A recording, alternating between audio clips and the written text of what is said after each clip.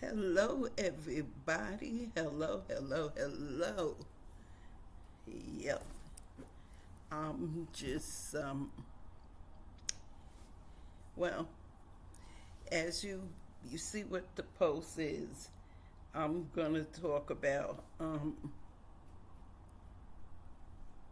Ketanji. Give people a chance to come in. It doesn't seem like I'm not seeing nothing. Okay. I don't know if anybody is going to see this, but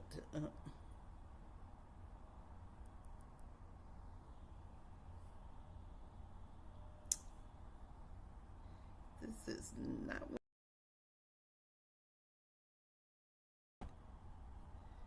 I don't.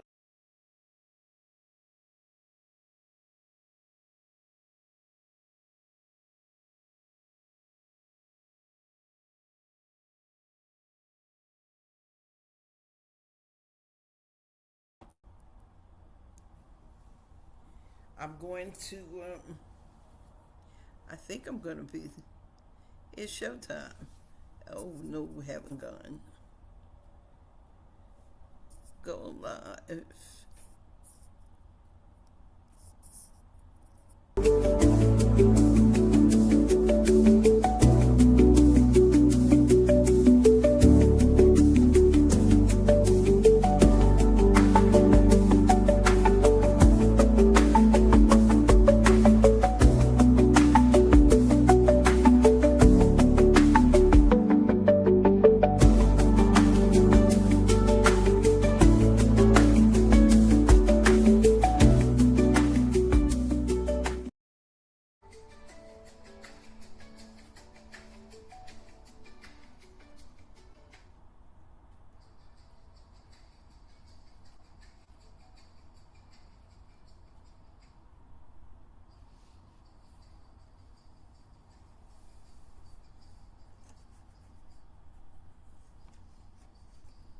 Hey, y'all.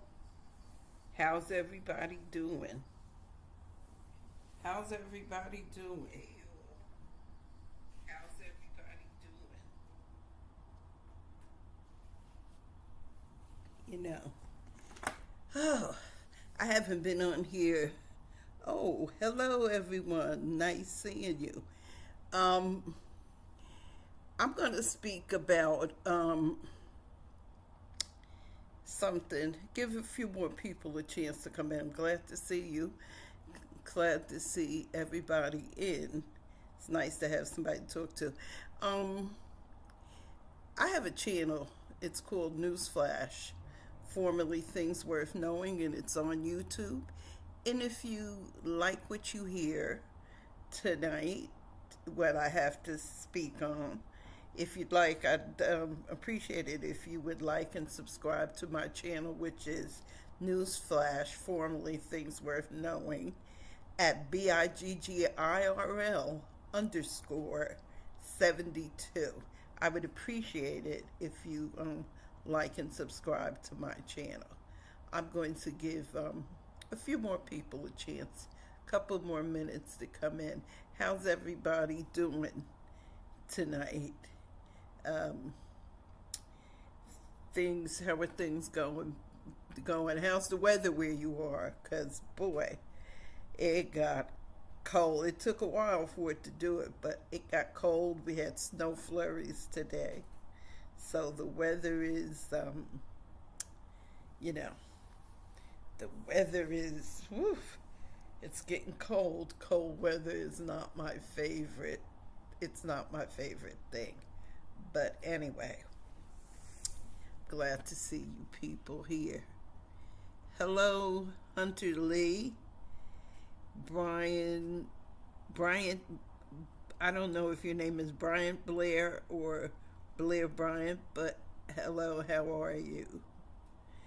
Um, you know, so says two people watching. Well, I'm going to I'm going to start now. For those of you, those 12 people, I see it's 12 people here. And like I said, if you like what I'm going to speak about tonight, I have a YouTube channel, which is Newsflash, formerly Things Worth Knowing. I'd like, if you subscribe to my channel, which is Newsflash, formerly Things Worth Knowing, at BIGGIRL_72. Okay. As you know, I'm going to start now. As you know, we have been going through these SNAP benefits. I don't know how many people have got SNAP, but there's a lot of people who actually depend on SNAP because they have very little money, and they, they just don't have it. A lot of elderly people, a lot of people who have children, who have young children, who work, and they don't make enough. They qualify for SNAP benefits. So, as you know, the president has not funded anything for the month of November. He said he was ordered to do so. He said he would do it, then he said he wouldn't do it, then he said he was going to partially fund it, and everything. So, so finally he went to the Supreme Court, and the Supreme Court ordered, stopped the order that the other courts gave, and ordered him to temporarily stopped it. And everybody found out that it was Justice Brown Jackson, Ketanji Brown Jackson.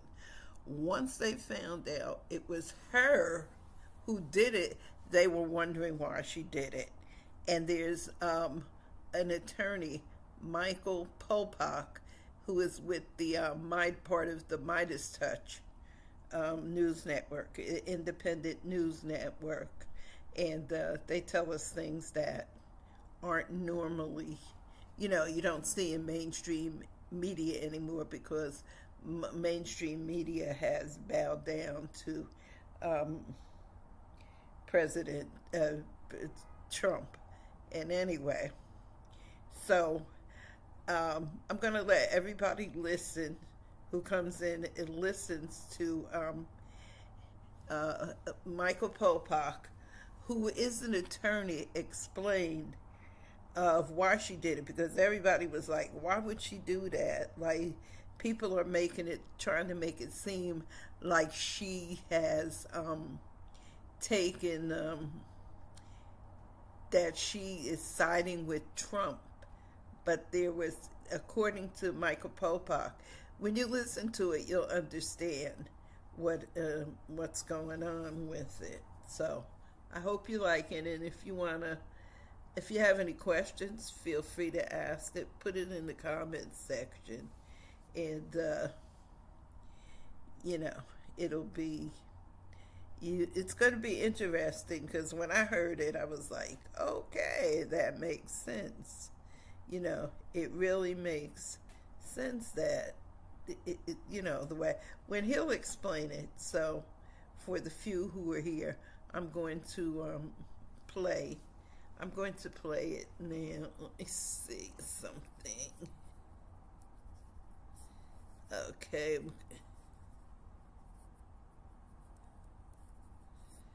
Okay.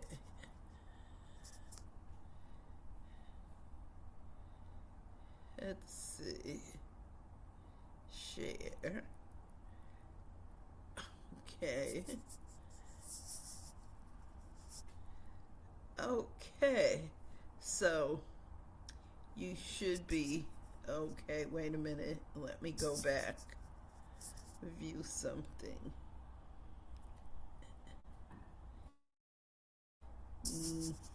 As Donald Trump and his administration finds new ways to screw the American people, and especially the underprivileged, those below the poverty line, even as late as Sunday night and into Monday, in terms of the SNAP food program for 42 million people. 1 out of 8 people in America are on the SNAP anti-hunger payment program, as he tries to figure out new ways to try to claw back the money that's already been spent by the states and sent to them on their electronic cards so they can feed their families, and trying to hold the states accountable for it. And as the shutdown in the background may or may not be ending in the next 24 to 48 hours, depending upon when MAGA Mike Johnson can recall the Congress to approve of whatever's coming out of the Senate.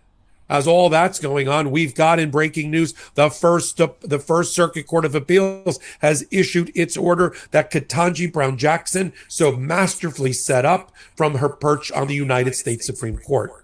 I'm going to make it all make sense here on Legal AF Monday. I'm Michael Popak. Let's get to it, because I've got in my hands, and we'll be posting on Legal AF Substack, the order that Ketanji Brown Jackson said needed to be issued with dispatch. We've got it here right now from the First Circuit about the SNAP payments. Now, this is regardless of what happens with the opening. I mean, I want the government to open, particularly on terms that are important for the American people about Obamacare. But I'm also focused on 42 million Americans and making sure they don't go hungry. So let me tell you how we got here, and then I'll go into this new order written by Judge Rickleman and why it's so important that she wrote that order in a moment. Donald Trump did not allow his U.S. Department of Agriculture to spend the $4.6 billion contingency fund to fund the up to $8 billion a month required to keep people from going hungry. He would not allow his USDA to spend that money, requiring 2 different groups of people in the last 10 days to run to 2 different courts. Judge McConnell in Rhode Island, led by Democracy Forward, and public interest groups and church groups and cities, and another group of 23 attorneys general for blue states who ran to Massachusetts. Judge McConnell came out with the strongest order. Chief Judge of Rhode Island, he issued a series of orders. He issued a temporary restraining order requiring that by last Monday or Wednesday at the latest, that the federal government make their payments. In making their payments, he also required that they either choose to pay the full $8 billion, tapping into another series of funds that were available to the government. We call them Section 32 funds. They come from customs duties. Either do that and top it up to $8 billion and make a full payment for November so people don't go hungry, or pay less than that using the $4.65 billion number, which is the contingency fund, and then explain to the court why they were making less than full payments, but do it all within last week. The government objected. They filed their appeal to the First Circuit. They tried to get a stay at the First Circuit to stop having to make the payments. Yet in the same breath, they made $5 billion worth of payments. Apparently nobody told Donald Trump that. And by making 5 out of 8 billion, while it's not enough, it did undermine their argument that they needed an emergency appeal down the road to stop them from funding things they didn't want to fund because they already funded the 5 billion. Now, Donald Trump didn't like the fact that they funded the 5 billion over his objection. So over the weekend, late on Saturday, he had the USDA issue new memoranda to the states telling them that they wanted to claw back the 5 billion that had been paid while the case was still pending at the United States Supreme Court and the First Circuit. Not a smart move tactically for Donald Trump. And again, trying to harm the poor. Nothing like trolling the poor, our most disadvantaged group in America. We're talking about children and babies and disabled and veterans, during an election season or at any time. I mean, Sky Perryman put it the best in her statement for Democracy Forward. It is a sad state of affairs that we need to sue to force the American president to care about Americans. And so all that's going on over the weekend as a group of senators is trying to reopen the government. Now, whether that happens between now and Wednesday when the House comes back into session, the question is, these people need milk today. These people need nutrition today. So Ketanji Brown Jackson over the weekend, and she took a little heat for this. I think I broke down the analysis so people felt better about it. But Ketanji Brown Jackson, who's the first judge that sits over the First Circuit Court of Appeals in this system of process, when the First Circuit refused to grant a temporary administrative stay to allow for the appeal to be filed, she stepped in, granted an administrative stay for what turned out to be 48 hours to give the First Circuit time to issue their 23-page decision about whether they were going to stay the order of Judge McConnell so that the additional $3 billion would be paid, whether that was going to be blocked so that $3 billion would be denied the poor and the hungry. She wanted to give time to the First Circuit to make that record. We now have the order of the First Circuit. And what Ketanji Brown Jackson said in her order at the Supreme Court level is, once that order comes out, she's going to lift her stay within 48 hours. We're now on the clock. We're now on a 48-hour clock now that Trump has gotten this with the backdrop of the political negotiations to reopen the government. Is he going to run back to the United States Supreme Court and ask them to overturn the First Circuit to allow him not to pay poor people to keep them from being hungry? Think about this. He's fighting to save $3 billion as he spends hundreds of millions of dollars over the weekend to build ballrooms and go back and play golf at Mar-a-Lago instead of helping getting the government reopened. Just think about the depravity of this. But we're on the clock now here on Monday on Legal AF. We've got the order of the First Circuit. I'm going to read to you from certain pages. I'm going to tell you who's involved in it, and what it means for the next 48 hours in parallel to what's happening at the government level to try to reopen the government. It almost doesn't matter. We need this process to be resolved by the courts at this moment. 3-judge panel at the First Circuit. Chief Judge Barron, Obama appointee. Gelpi, a Biden appointee, and Rickleman, a Biden appointee. So it's Obama and 2 Bidens. Now, Judge Rickleman, she's very interesting, and she wrote the majority decision because she, for years, had been a tremendous advocate for the Center for Reproductive Rights, for women's reproductive rights and abortion rights.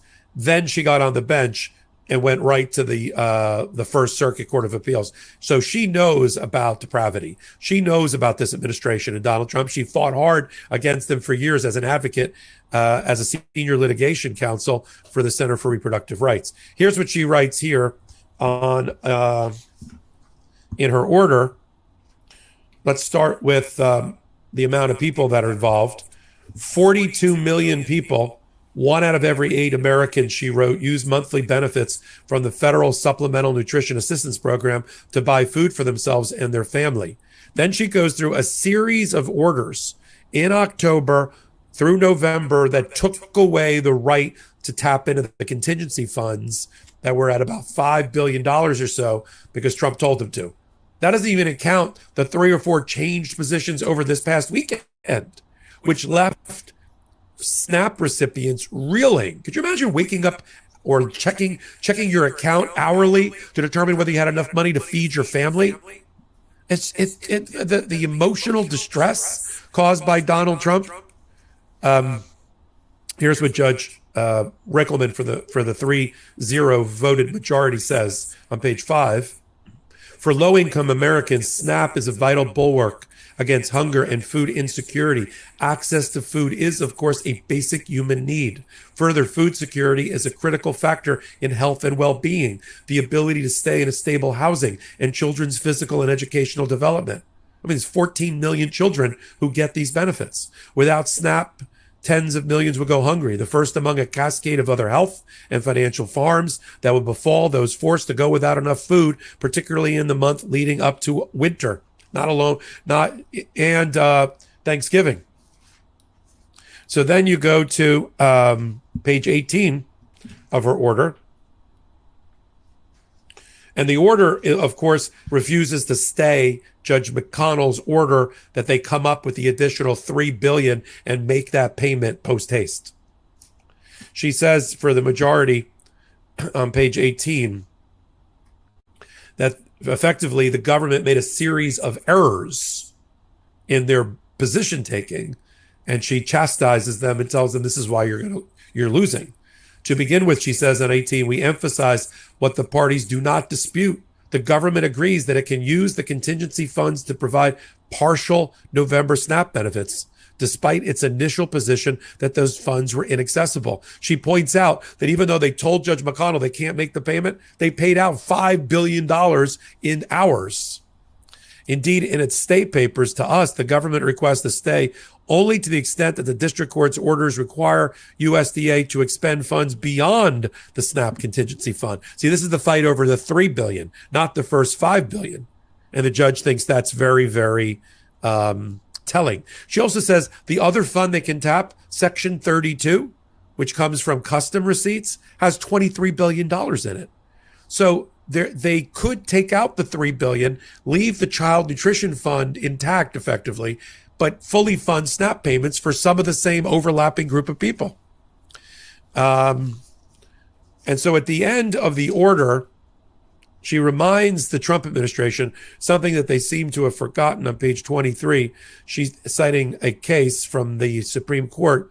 Federal courts are not reduced to issuing injunctions and hoping for compliance. Once issued, an injunction may be enforced. So they said McConnell was right to call everybody together on Thursday this past week and enforce his temporary restraining order by saying, look, I gave you a choice.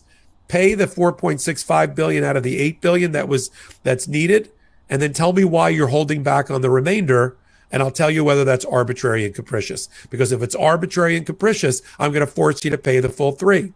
Well, the Trump administration said, it's really hard for us to make partial payment, and that'll delay things weeks or maybe months. And the judge says, you're creating a false problem, a false emergency. Make the full payment. Tap into $3 billion out of the $23 billion set aside for child nutrition. It'll leave plenty for the program and top up the payment for November as we're waiting for the government to reopen, and do it now. You're playing games. You're holding human beings politically hostage and undermining their food security. So that's what we have. Now let's talk quickly about the 48-hour clock we're on. Ketanji Brown Jackson, when she stayed for 2 days to allow the First Circuit to issue that opinion, which again is up on Legal AF Substack, she said, after that, I'm lifting it in 48 hours. That gives the parties, mainly the Trump side, time to run somewhere. Now they've run out of time at the First Circuit, run out of options. So now they're going to have to run back to the United States Supreme Court and ask for some sort of, if they're going to do it, some sort of emergency application, emergency appeal, and see if there's 4 votes to take it up and 5 votes to rule in their favor, that they don't have to make $3 billion worth of effectively child hunger payments, anti-hunger payments. They don't have to do that in the next 3 or 4 days while hopefully the government opens. Look, until the government's open, as I said to my team here, it's not open. And so we have to continue in the court system. Is some of this mooted out by the fact that government may open and fund these things? Maybe. But we need to also set a precedent for the future about how Trump cannot play with people's lives Russian roulette with 5 bullets in the chamber. So I'm going to continue to follow it. You're here on Legal AF. Thanks for being here. Hit the subscribe button here. Check to see if you are a subscriber. Come over to Legal AF YouTube and to Legal AF Substack. And for a monthly payment of $677, that's what pays for this reporting here on this channel. So we ask you if you can swing it to become a paid member as well and become a free member here on Legal AF YouTube. So until my next report, I'm Michael Popak. I'm Michael Popak, and I got some big news for our audience. Most of you know me as the co-founder of Midas Touch's Legal AF and the Legal AF YouTube channel, or as a 35-year national trial lawyer, now building a what we started together on Legal AF.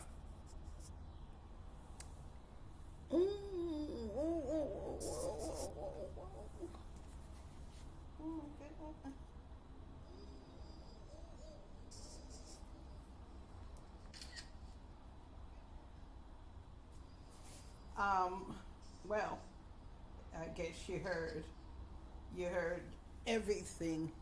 Let me. Well, I guess you heard everything. Yeah. So anyway, that's it, folks. So she did You know, everybody wants to blame Justice Jackson, but she did it to stop Trump from going further in courts, different courts, and it would take years for, it would take longer to get this money out. So he has an ultimatum now. He has an ultimatum, and we'll see what's going to happen. We'll see what's going to happen. If you'd like, you can, make a comment. Feel free to make a comment. Everybody else is making a comment, so feel free to make a comment if you like. If not, I'll be ending this, and look for more. I'm going to end it now. Good night.